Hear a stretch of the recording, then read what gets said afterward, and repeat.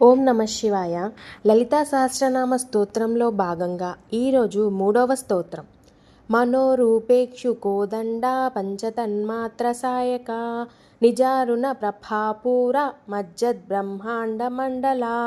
శ్లోకం యొక్క అర్థం: మనోరూప, మనస్సే రూపం కలిగినటువంటి వారు, ఏక్షు కోదండ, చక్కెర విల్లుని ధరించినటువంటి వారు, పంచతన్మాత్ర సాయక, 5 తన్మాత్రముల వలె బాణములను గలవారు, నిజమైన స్వయం సిద్ధురాలు, అరుణ, ఎర్రటి ఉదయ సూర్యుని వర్ణం కలిగినటువంటి ఆ అమ్మ, ప్రభాపూర, కాంతి పరవళ్ళు, మజ్జత్, మునిగిపోయే, బ్రహ్మాండ మండల, సకల బ్రహ్మాండం అంటే విశ్వమండలం అంతటికీ ఆవరించున్నటువంటి ఆ అమ్మవారు మనస్సే రూపంగా ఉండి చక్కెర విల్లు 5 ఇంద్రియ బాణములతో తన ఎర్రటి కాంతి పరవళ్లలో బ్రహ్మాండాన్ని ముంచెత్తుతూ ఉంటారని ఈ శ్లోకం యొక్క అర్థం.